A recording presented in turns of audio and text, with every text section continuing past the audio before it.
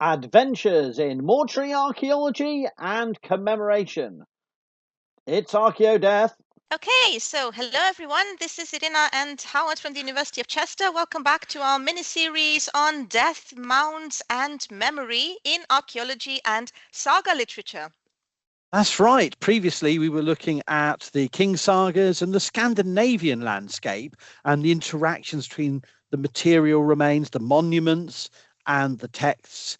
But now we're going over to Iceland and the Icelandic sagas and try and do something very similar. And I think Irina's going to be leading it with her reflections, and I'll be just lurking in the background, asking odd questions and musing over these texts. But so where do we begin with this body of literature that is, so rich but frustrating in how we approach it to understand medieval and possibly earlier attitudes and practices towards death and the dead?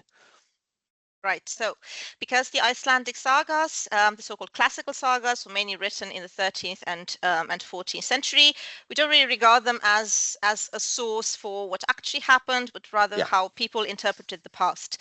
And there are a lot of examples in the sagas about burial mounds, and they often involve also actively interacting with the burial mound, in the sense that there are either people living there or people are doing something around the mound. So the first thing that comes to mind, I think, is the saga of Grettir, which is quite well known. Grettir the outlaw, and Grettir has two encounters with so-called undead, with the revenants, the Afturganger. One of them, the more known one, involves a shepherd. But I'm not going to talk about that one. I'm going to talk about the other one, where he actually goes inside a mound because he seeks some treasure. Yeah, I think that's more relevant to the discussion. But and it's a good link because it actually happens in Scandinavia, doesn't it? So when he's traveling, so it's kind of links back to. Is that true? This one is not happening in Scandinavia, as a matter of fact. It's on one of the Icelandic islets, and it's very interesting because on this particular island, there is some sort of power struggle, so to speak, and Grettir, by entering this mound, is actually disturbing that, because there is a revenant haunting the island, but he does so for a very specific purpose, which is to protect his son, who is trying to accumulate a lot of resources and power on this island. So he was not really that thrilled that Grettir actually managed to get inside the mound and steal this person's treasure by the name of Kor in Gamlis, or Kor the Old. So what I find interesting in this episode is that it has a lot of folkloristic elements. For example, the glow of a treasure. I don't know, where I grew up, this was sort of like something we had in our own folklore, like where you see something glowing or a fire in the forest, somehow there has to be something buried there. So it's kind of folkloristic. Anyway, so Grettir finds out that there is this mound on the headland. It's also an interesting detail, so it has a prominent position, it can be seen, and he's told by a local farmer, that this is the dwelling place of Kor in Gamlis, or Thorfinn's father. And it is stated that he has been haunting the island, frightening away all the other farmers. So definitely there's a power struggle going on here. And this is all happening under the protection of Kor. That's why Thorfinn hates the fact that Grettir gets involved in this whole story. And then the description tells us that Grettir starts gathering some tools, something to dig with, and also rope, because he wants to get inside this mound. So he basically ignores all this advice, because Grettir, as an outlaw, I think he has problems with his own status, right? I mean, he's desperately trying to, show the community that he can also be a hero, that the curse of Glommer has no effect on him, stuff like that. So he's trying to achieve something by doing that as well. And this is actually sort of a topos in the saga. So this act of going inside a mound is a way to actively interact with the past and trying to get something out of it, some sort of token, some sort of treasure, in order to increase your own status. So even if you don't get anything, the simple fact of going there, it's very much like going on a quest. So it automatically elevates you in some way. So it says much about him and his ambiguous status as he's already a transgressor and he's a monster himself. Yeah. Yeah. Yeah. So his encounter in the mound is really eerily archaeological. It's detailed, isn't it? Yes, and it, yes. Exactly. I mean, not well. We always. I'm looking at this and craving more detail. I'm going. What's that? What's that? What does that mean? How big is this? Where's the space? But it's like any piece of literature. You're trying to. I mean, I always envisage when I read this first as an archaeologist. I imagine a very, very claustrophobic, almost not even a. But when I see, should we say, fantasy reconstructions, as we talked about in the last series, last episode, our last video from the Northman, I found it ridiculously capacious. When I was thinking of a much, almost like you're crawling through the earth and you're backing up against objects, and it's very visceral and tangible and dirty and messy, not some kind of just, it's a bit dusty and a few spooky cobwebs. But everyone's got a different take on this. I don't know how you think about it, but I got the sense that it was a very almost like a spelunking. You're in this dark cave, sort of crawling with space very restricted. I don't know. It's supposed to be dangerous. It's supposed to be dangerous. It's supposed to be challenging. On the other hand, I do have the feeling that they're quite vaguely described. I mean, vaguely paganisque. Wouldn't designate it as pagan. I would just call it paganisque, because we have details like we have details such as these horse bones, and then there's a chest. There was a man sitting in it. I think that is archaeologically accurate, though, because we do have burials. I mean, with people actually sitting on the chair. But then we have this vague description of this great treasures, a huge amount of gold and silver, and other elements that are included are, for example, the stench. And this is an interesting aspect because it doesn't necessarily have to do with the stench of the dead. It is also framed as some sort of obstacle. Like you enter the mound, and in other descriptions there are people who actually die upon feeling the stench. So it's made to look very dangerous and filled with traps. Then there's also the topos of the other people getting frightened, the helpers, I mean, and getting frightened and then just leaving the place, and you as a hero, you're left all alone to tackle that. But he tries to get this treasure, and then he is grabbed. He drops it and fights back. They fight back, they wrestle, so there isn't really an encounter in the sense that they start fighting with their swords. But in the end, the sword is used to decapitate the undead. Yeah, so the undead in the sagas are usually decapitated, or more interestingly, they are cremated. And cremated, I've noticed that this is not only applied to the undead, this is also applied to all kinds of characters who are considered to be on the margins of society. Something applied to sorcerers, for example, or all kinds of trollish beings, giants, whatever. So people who are on the margin of society. Otherwise, we don't really have that many references to cremation. I think that would be the only one. But this description is strikes me a bit odd, actually very odd, because usually we have this sort of encounter in the post-classical saga, so the more legendary ones, the more the ones that deal a lot with the ancient past, and from the migration period, for example, and even the ones who are more chivalric, romance-like in style. So for a family saga, this isn't really something that common. The more common episode would be that involving Glommer, I mentioned before. So just like people who are displeased with something and they come back, or people who have been marginalized and suffered a so-called bad death, and then returned, or people who resist the social death, so to speak. So yeah, that sort of description. But yeah, Grettir does manage to get an increase in status following this episode, but unfortunately, this doesn't really save him from his fate. And in the sense, the curse of Glomar, the other revenant, turns out to be very, very prophetic. So he is still an outlaw, he is still a monster, and he is going to struggle with that status until the end of the saga, when he is eventually defeated by some magical machinations. Yeah.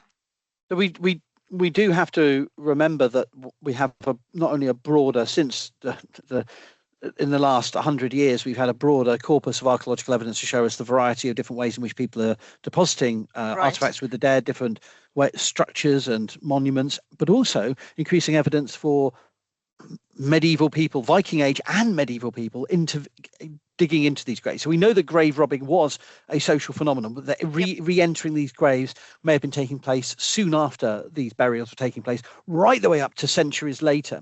But also, I don't think I speak totally against the grain of scholarship to say that we've also got to anticipate that people's expectations always, as soon as any grave is shut down or is closed off, within hours, the expectations and imaginations compared with what actually was there and what is actually deposited rapidly spiral. And this is true of all cultures. We even have good antiquarian examples from the late 18th and early 19th century of the timing in the same day that an excavation is taking place, between rumors spreading in the locality that they found a giant, basically because with every retelling within hours of the excavation taking place, this skeleton has grown and grown and grown. And just as one example, and we shouldn't be dismissive of these texts simply for the fact they are not exactly reflecting the archaeological record, because every culture will have this kind of spiraling sort of exaggerations. And so when you see a description like a huge amount of gold and silver, we've never found a burial that fits that description. We've never found a chest full of silver in a burial from the whole of the Viking world. That just doesn't happen. Even the great Oseberg ships and other great burials don't really fit that description, because they were robbed themselves. Now, they may have had those things, but they have been subject to various processes of perhaps, objects being removed very quickly.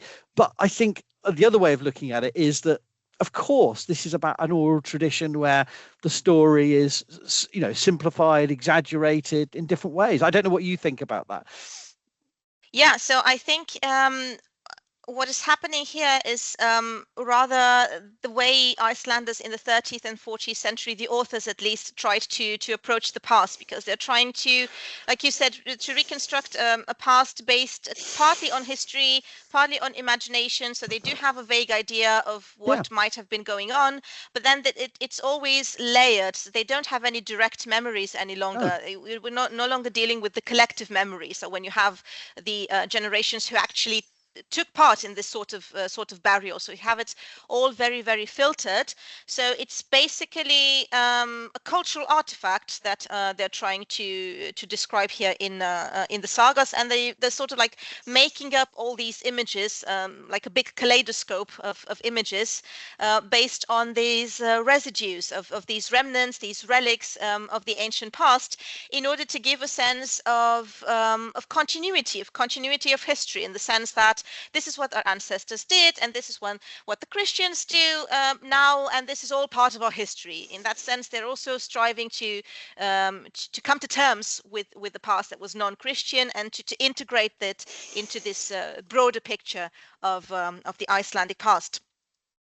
And these were spaces where, not to contradict myself, but to qualify what I said, is these are clearly spaces where there is we know from the archaeology and these sources there was the dead are not resting quietly. That if you are, by definition, creating a burial mound, as we discussed last time, you are setting yourself up for various expectations and demands to defend that space, to protect that space. But there is the risk or opportunity, depending on the way you look at it, to reopen those graves. But equally, that having said that, we shouldn't be under the impression that people were spending every second day of their lives messing around in cemeteries. I mean, these were places that were respected and feared. And, the whole point of these kind of stories is these are exceptional peoples doing, things that everyone else would fear to do, not just, daily events. They're supposed to be famed and unusual events, with many different layers of significance and remembrance.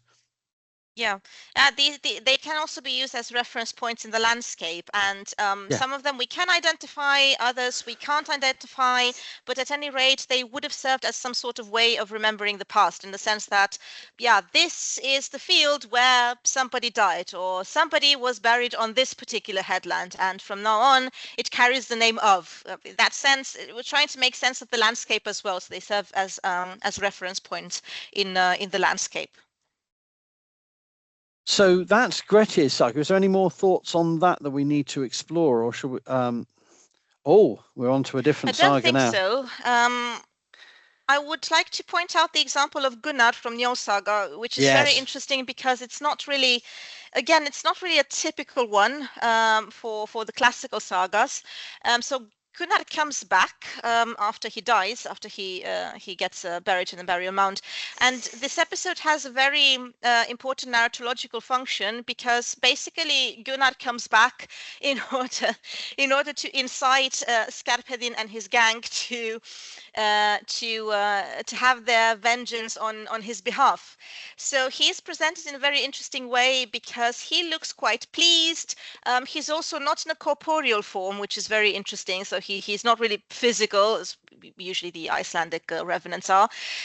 So he just, wanders a bit around his burial mound, doesn't go too far. He starts singing, he's very loud, and he starts reciting a verse. And then we have this whole mysterious atmosphere being described here with the moon, and which was shining brightly, and then there were some shepherds who saw Gunnar, and they go back and first tell the story to his mother, and then she advises them to go to Njol, and they go to Njol, and Njol tells Skarphedin, and Skarphedin goes to Hogni, and Hogni is very skeptical about it. So this also reflects a little bit of tension in society about, should we believe in ghosts, should we not, what does that tell us, and so on. But eventually he does join Skarphedin, and they hear Gunnar reciting this verse, which is very loud,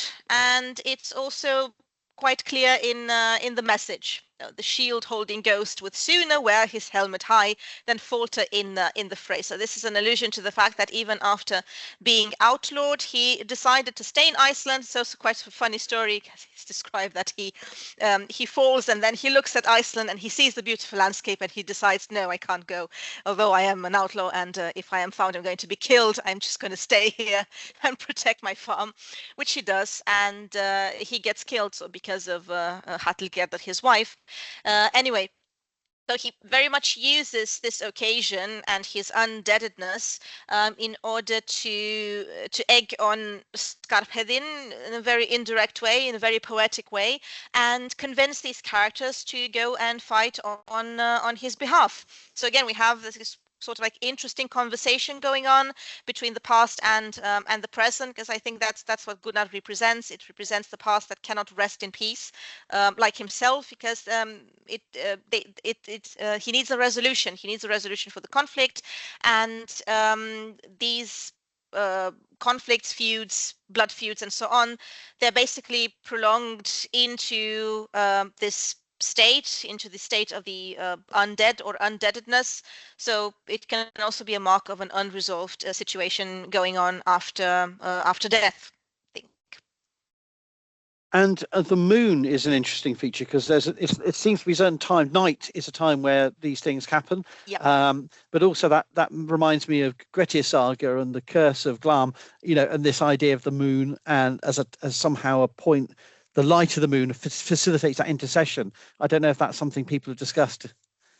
Yeah, they seem to be very disruptive during nighttime. That is Yeah. correct.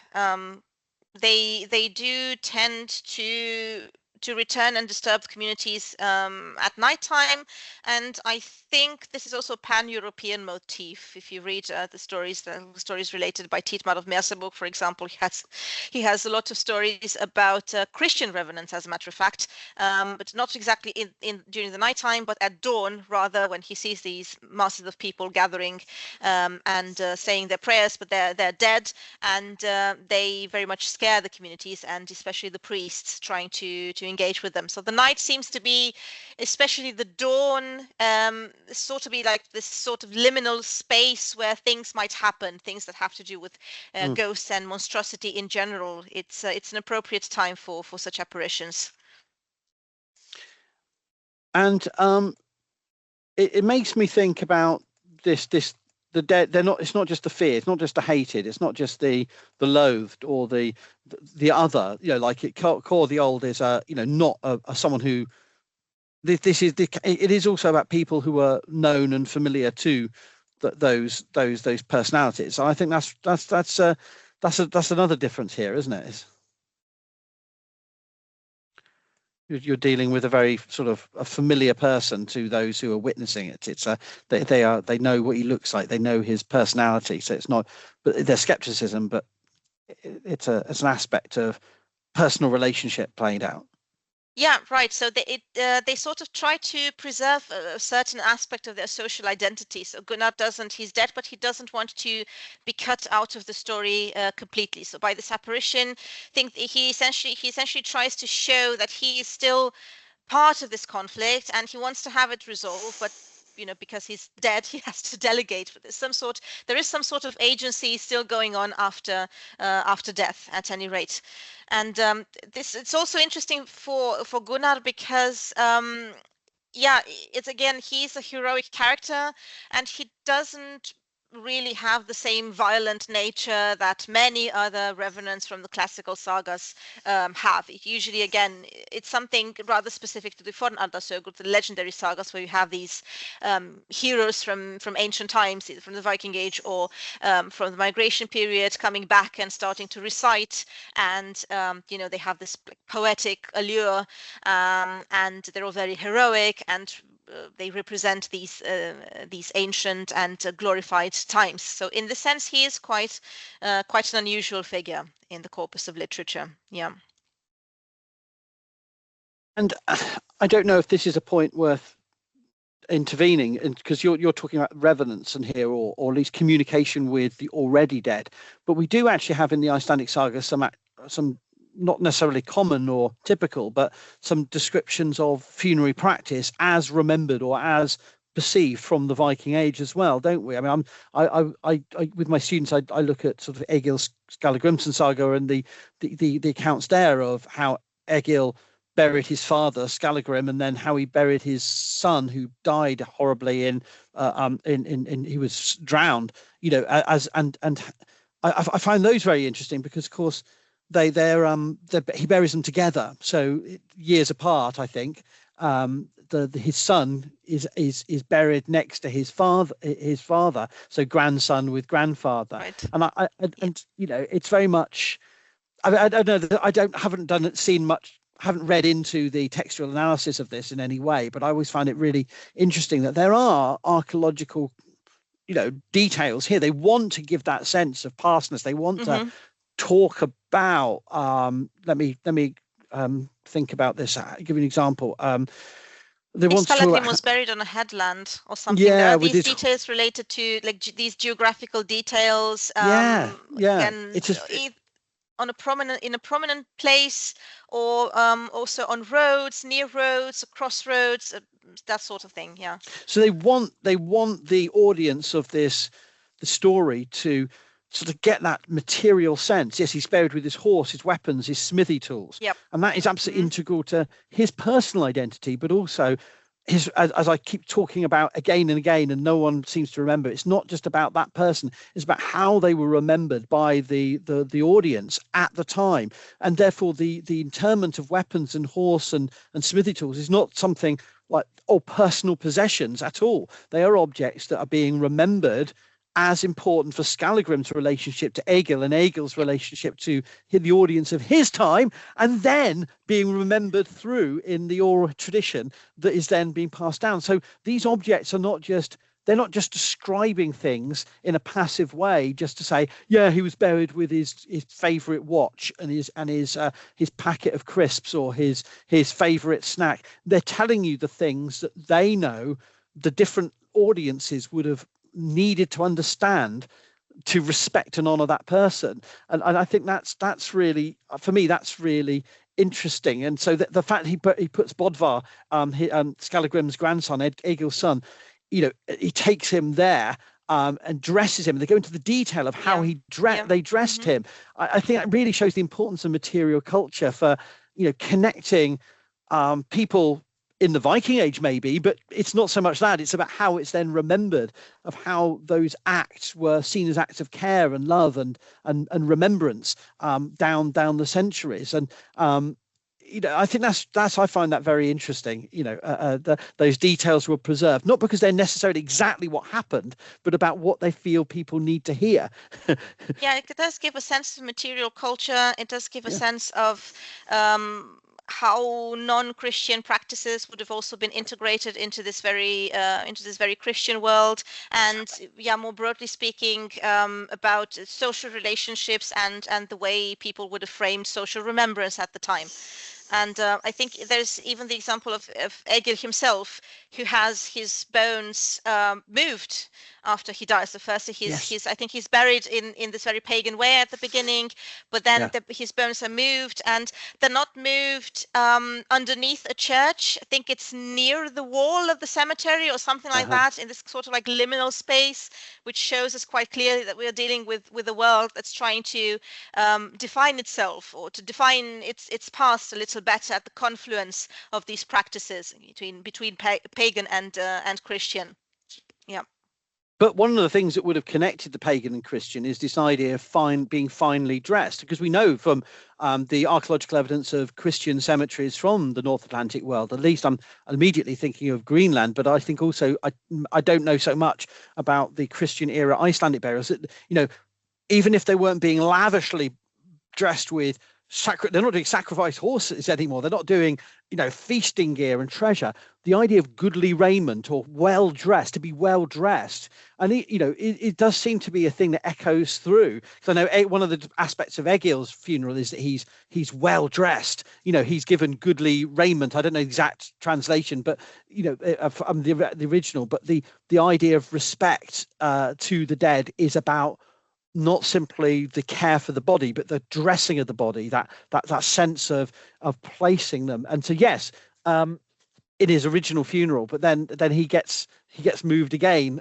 So yeah, it's these sources for me are not so much about their accuracy to a single moment. It's about how from the very moment of that funeral ever happening, and we are dealing with characters I think we can be sure were historical personages. They're not just fabrications of they are rooted in some kind of historical context, but that it's not about we have a window onto their lives and deaths, but we have a sense of how those societies thought about funerals and thought about the dead. And I think that's really fascinating. Yeah, indeed. And I think the Christian funerals are also sort of vaguely described. I mean, yes, we do have well-dressed people, but then we also have people about whom it is said that they were just buried in a cloth. Or we have more strange apparitions, such as Thorgunna in Erbygja Saga, who shows up as a revenant naked, which is a very interesting detail because it's very difficult to interpret. In one sense, you could say yeah, because in Christian times it would have been one of the customs would have been just like be buried in a cloth, like without any grave goods and without anything. But then there's also the other interpretation that her nakedness might suggest her monstrosity, also her sexuality, and maybe some sort of thing that society would have disproved of, that kind of thing. So kind of like an ambiguous image there. But I think they're more preoccupied.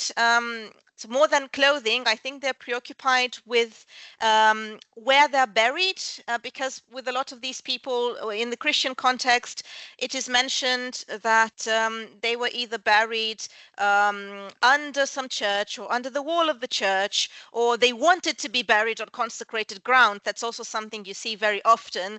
Okay, there is one episode in the Saga of Eric the Red where you have again this person coming back, Thorstein, I think, yeah, and he comes back in order to tell the others that he wants to be buried on consecrated ground, as it has been done since the Christianization of Greenland. So it sort of has like a didactic purpose here, like this is the way to bury people, like you should stick to the rules.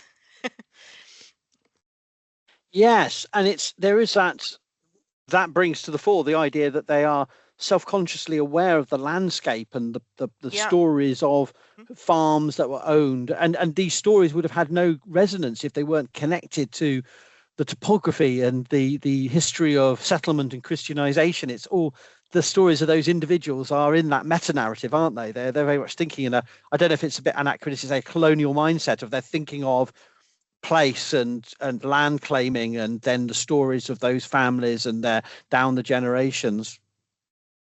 Yeah, and it has to be in a Christian context. Like this seems to be a milestone in the saga literature. I mean, you can think of at least 3 milestones. You have the settlement period, then you have Christianization, and then you have the integration of Iceland into the kingdom of Norway in the 13th century.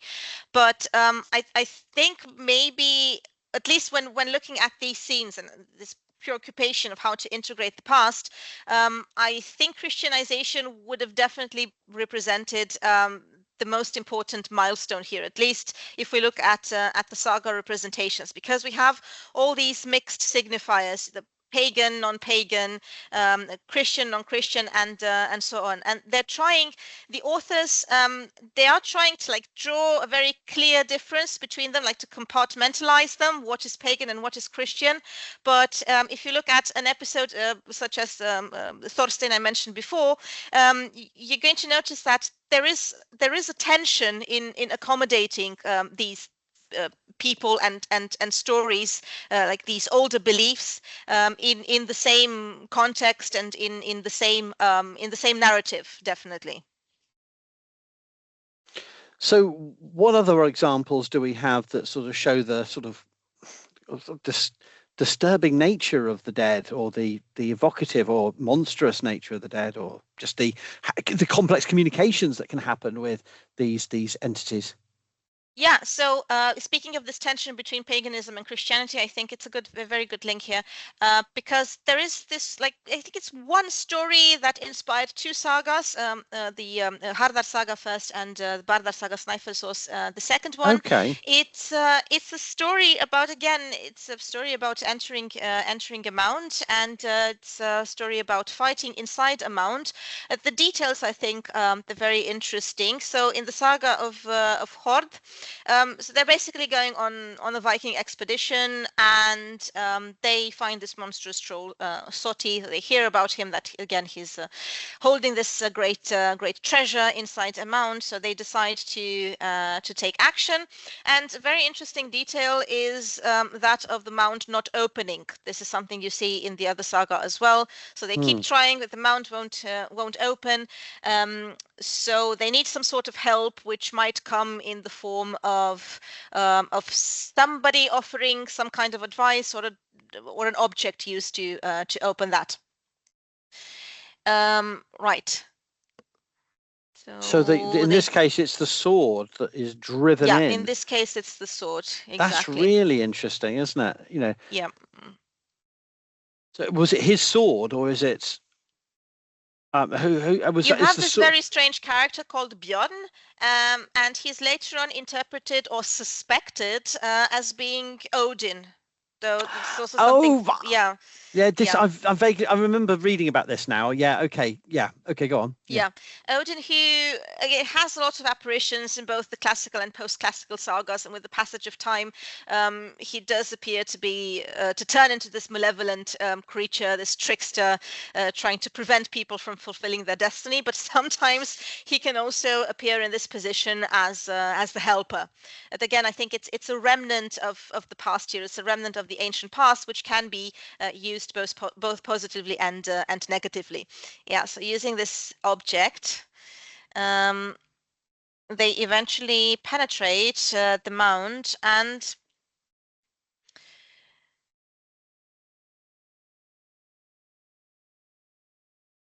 then you have a description of the natural phenomenon going on, so trying to prevent them from getting anything, which I think is also relevant. Yeah, the stench, you have the earthquake, and we have the darkness as well, so all these obstacles. And yeah, what they see is a ship with a lot of treasure, and with this Soti guy sitting in the prow. So again, what seems to be a little stereotypical is the way these characters are described. They're described as terrible to look at. We don't really have any concrete description, but they're very terrifying. So again, this could be interpreted as the problematic relationship to the ancient past, which seems both attractive and terrifying at the same time. Attractive because you want something from these characters, which are representative of the ancient times, but at the same time, yeah, you feel the need to like stay put and don't provoke them. It's presented at any rate as having this great magical power. So the mound in itself is a landscape. On the one hand, inviting you to interact with it, but at the same time, sort of like rejecting your presence. It's the topic of the candle is also quite. I mean, in both stories, you have to have a candle. Speaking of Christianity, it's very present here because you need to have a candle. The candle needs to be lit because otherwise you are going to be overcome by the darkness inside, both figuratively and. I was thinking about ships here because surely by the 13th, 14th centuries, ships' relationship with the Icelanders was very different from what the settlement or immediately pre-conversion period. I mean, so I don't off the top of my head have all the knowledge to present here, but isn't there a sense that the ownership of ships, the control of shipping, the control of the mercantile activities was almost completely being sort of taken from Icelanders by that point, or was at least so the ship here is definitely a symbol of authority. So at that authority, it's control. That time, it links to a past time where ships could be disposed of. Would have been a reality. We have ship burials from Iceland, but also it for the people remembering the story. They would have been very disconnected. Yeah, it would be it would feel very alien and disturbing as well as very foreign indeed. Yeah. And the horror of looking at the corpse. They never describe it in detail, but we are dealing with societies where death would have been still. I mean, the cliche is that non-Western societies, death is a daily occurrence. Everyone just sees corpses lying around. I mean, that's not true. I mean, yes, of course, young people will perish on a much higher infant mortality than in, say, Western developed nations, but still, it would have been a profound and terrifying experience to see a corpse, and to see a corpse in that context would be deeply unsettling for anyone. And so I think we have to sort of. They're not going into great detail, but that would enough just to describing to a group of people in the 13th or 14th century that you could see a corpse within a grave would be a pretty disturbing and exceptional thing. I don't know what people's expectations are amongst the audience, but I think it's important to remember that it's not a Monty Python situation where bring out your dead, I'm I'm not dead. You are. This idea that sort of there's just everyone's just got corpses just hanging off the walls and gates and fences of their settlements all the time. I mean, this was a heavily coded and structured society where respect for and treatment of the dead would have been, very much a concern. And corpses sitting in that limbo between fully gone and there, there's either of an semi-animated in some ways, quite horrific, as it is in. Yeah, it would have been an example of monstrosity, I think, from the perspective what you mentioned, because it's not really clearly defined. And yes, it's terrifying, but at the same time, I think in the medieval times, death would have also been perceived more as a process and not something undefined, so something going on for a very long time.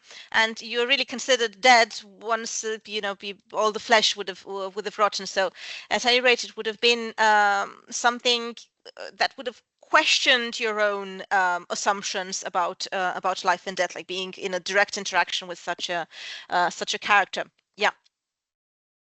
I love the way it just says, and he was probably Odin.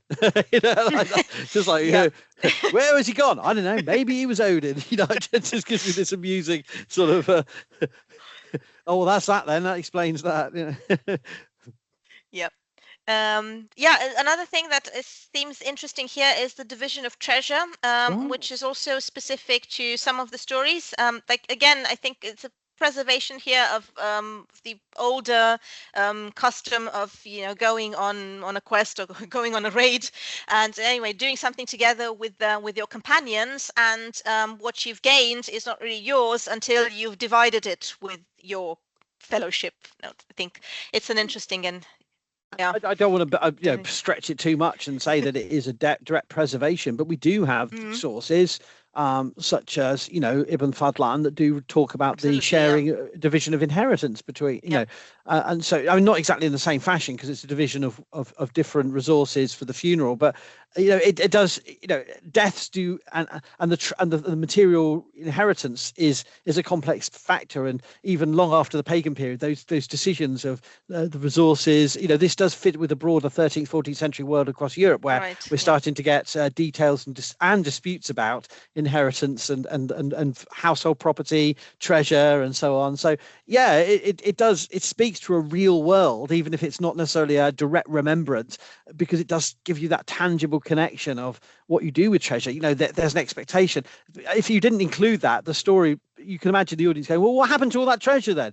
You have to say what happened. It was divided up and everyone was satisfied, and he survived. I like the idea that he stays a year. Like that's short enough to mean that he's not going to be staying there in that society. I can't remember the broader narrative, but it's long enough to show that they approved of him, because if they can survive a winter and not have a fight, that's a usual sign that Scandinavians are, you're okay then if we can get through a winter without killing each other. Is that a fair estimate, or is that Yeah, you get a feeling of great accomplishment. Like every time you find an episode of this sort in the saga, like there is this great there's this great honor and courage and a sense of accomplishment that you get from doing this sort of quest.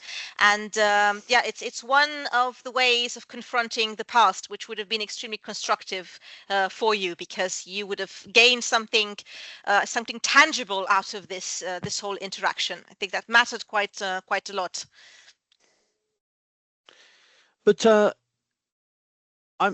on.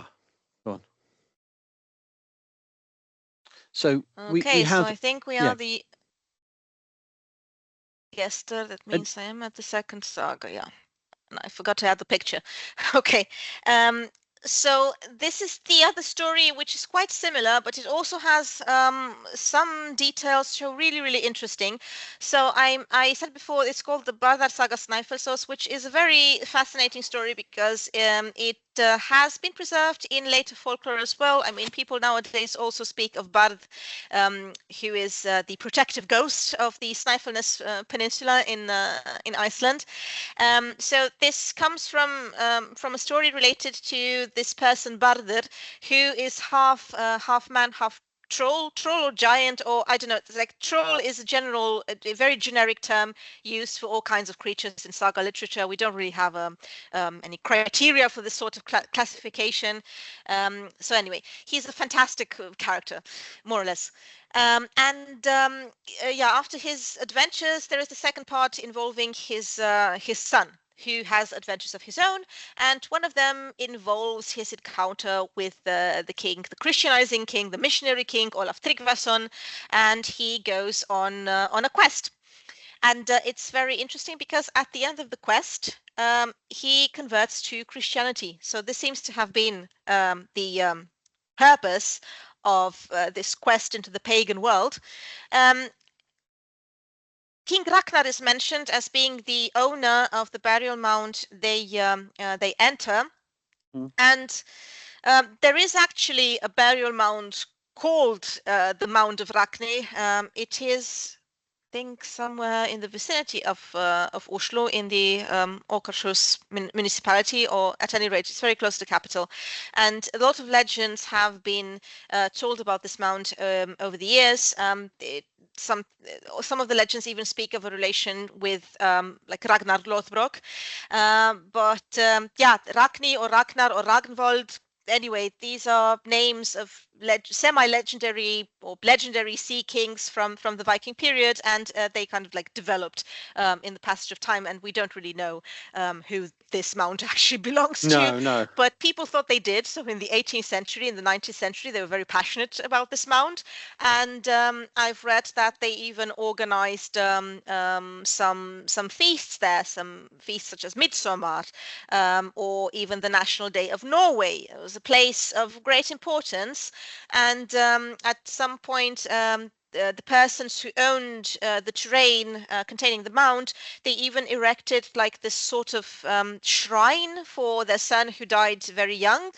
But then people started wondering about the appropriateness of doing that, because allegedly they started seeing a ghost, and they were convinced that this black man they were seeing was this ancient king Ragnar, who was very angry that something was done to his mound. So you see, this kind of story kind of develops with the passage of time in the sort of like folkloristic motif. Right, so Gester in the story goes to this mound, and about King Ragnar in the saga, we know that he was king of Helluland. It was very important, and he was buried alive along with a lot of people. It would have been quite a huge mound, being buried with 500 men, and with his ship. And he is othered in the sense that he is described as being a murderer, and he is described as someone whose mound is worth robbing. So this is exactly what Gester does, but he needs sort of like a team in order to do that, and the team is very interesting. So he gets 2 magicians, he gets a priest as well, alongside a lot of warriors, and 40 pairs of iron shoes, because they have to cross a lava field. Yes, and there is described that they had Who this does long that? journey. Who crosses lava? Wow. Yeah, apparently you can do that if you use iron shoes. Wouldn't recommend it personally. That doesn't make sense. Okay. Yeah. I'm not trying it. I'll let someone else try that one. That's not me. Don't do any experimental archaeology, kids. Don't do this at home. Right.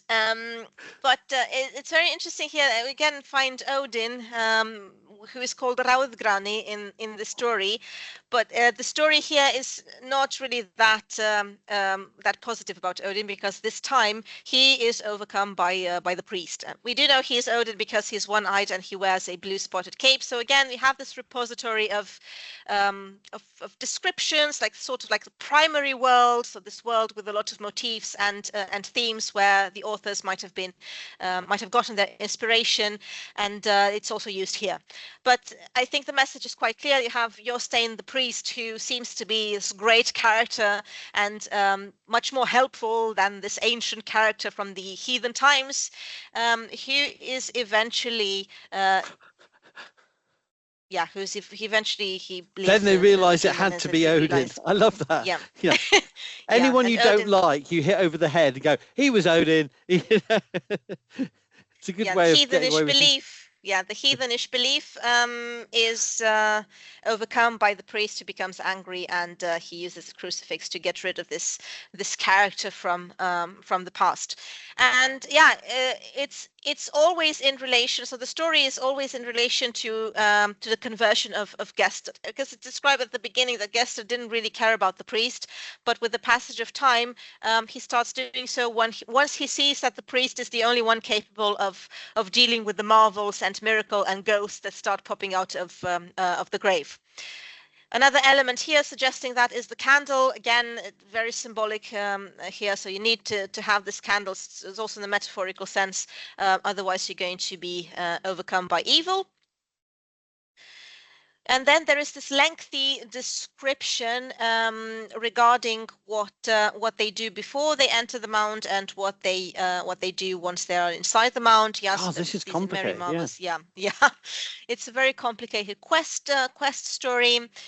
So yeah, we have trolls, we have evil spirits, we have fairies. Pretty much everyone. It resembles a little bit the description in the saga of Hrolkraki, with all these sort of like paganish elements coming together in order to challenge Gester.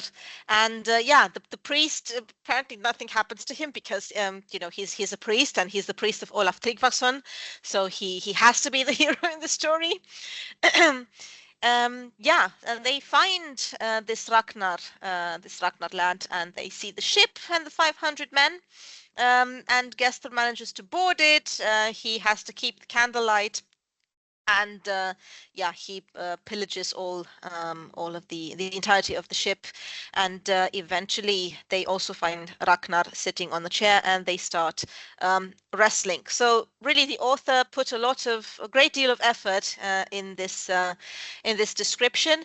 And unlike the other saga, which has sort of like the same narrative style, it adds a lot of elements which clearly point out that this particular saga really has this purpose of showing the Christianization and the mission of Olaf Tryggvason, which has been accomplished, because at the end of the saga, then Gester realizes that Christianity is the right way, and he even starts seeing the image of Olaf Tryggvason, and yeah, and he gives up the pagan preference.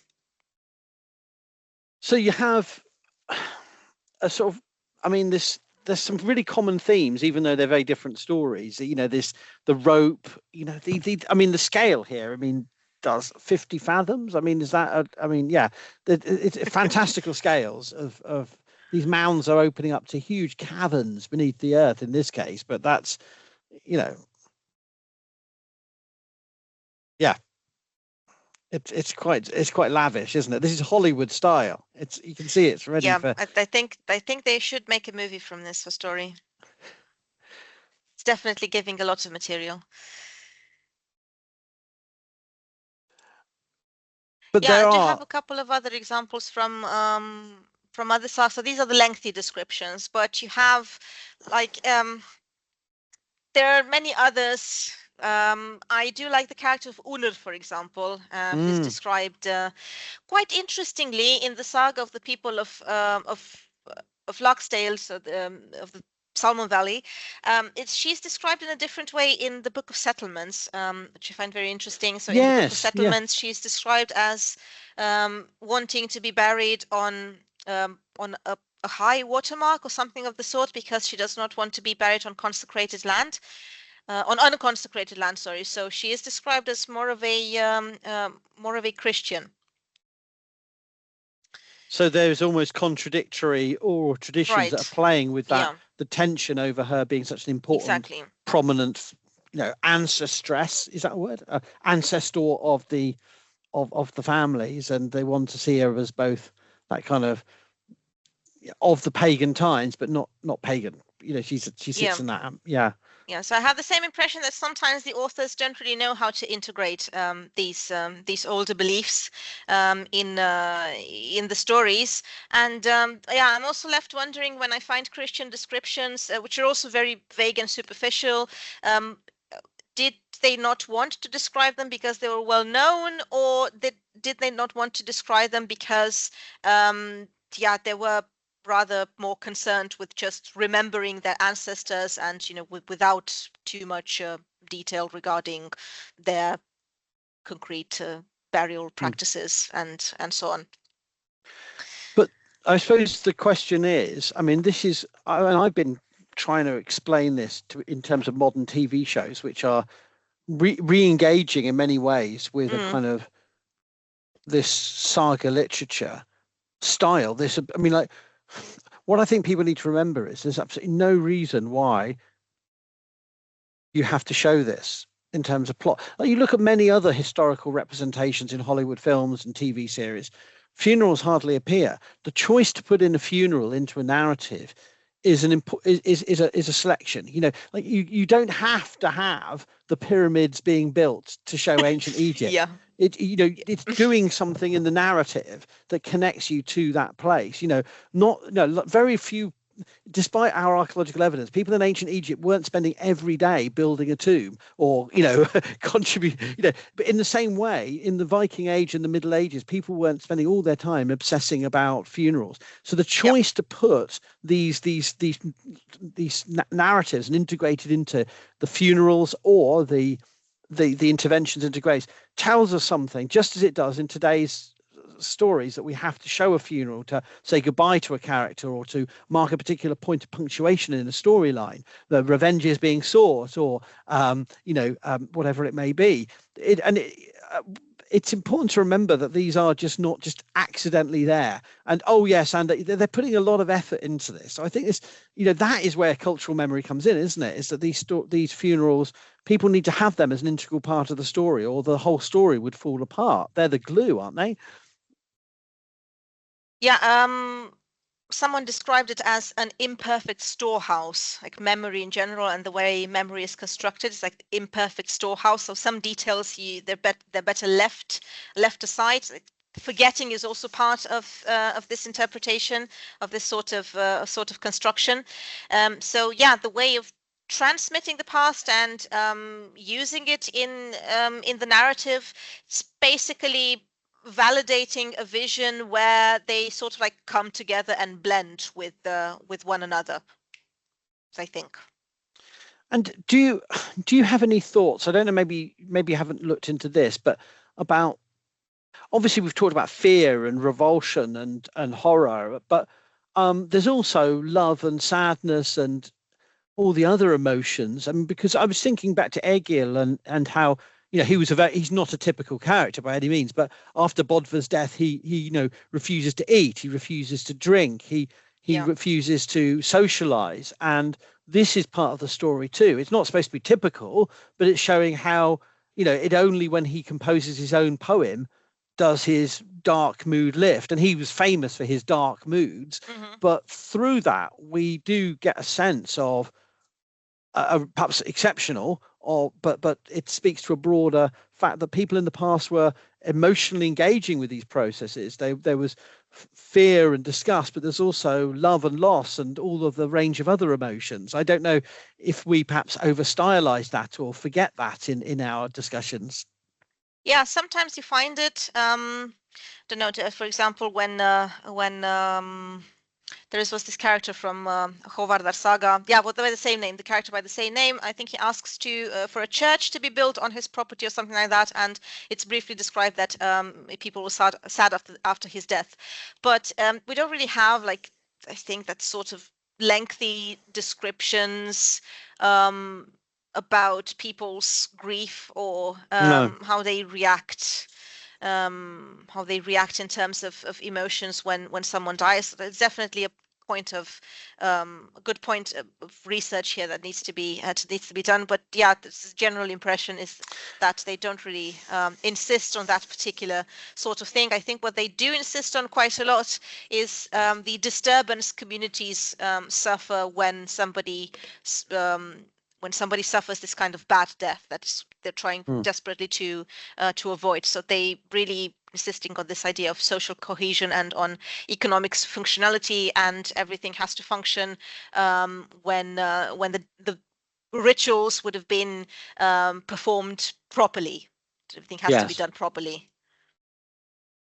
Wow, that's been a fantastic excursion. I mean, there's so many themes we could pick up and extend, but perhaps next time we should delve back into some of the archaeology. I mean, I'm not intimately familiar with all the Icelandic burials, but I maybe it should return to me to do some sort of attempt to present some of the burial That would data be and how, brilliant. Yes, you know, because yes, you've been taking the weight of the last few sessions and doing the lead on it. If that's okay, that would be maybe that's that what would we be a should. brilliant continuation. Yeah, I totally Yeah, agree. Yeah. we're not for listeners and viewers, we're not haven't got an exact precise plan of what we're doing. We're trying to just have structured but reasonably relaxed conversations here, but to share with you some of our ongoing ideas, and be honest that we don't have all the answers, but that these are fields that are linked to the scholarship, but we're building off. And so And yes, it's if in I continuous development, right? I mean, this whole yeah. idea of memory and the link between archaeology and literature. I do think that we do need to kind of like bring these areas back together. I do have a feeling that in over the past decades they have sort of like been separated Yeah. again somehow into everyone doing their own thing without this sort of like bridge between them. Yeah. So thank you again, Irina, and Thank you, let's Howard. leave people. Yeah, thank you. And if anyone watches this and wants to look back at the previous videos, we're sharing them across both our channels, which have different audiences, and so you'll find them in both places. And we'll continue this journey next time with some Icelandic burial archaeology, I feel. Yes, very much looking forward to it. If you have questions or comments, please use the appropriate section in the YouTube. So thank you so much for watching. Hope you found out a lot of interesting things about the mountain saga literature, and I'll see you next time with Howard from the University of Chester and Archaeodet, of course, for a continuation of the conversation, this time with archaeology in Iceland. So it seems to be very exciting. Follow Archaeodeath on YouTube, TikTok, WordPress, and a host of other social media.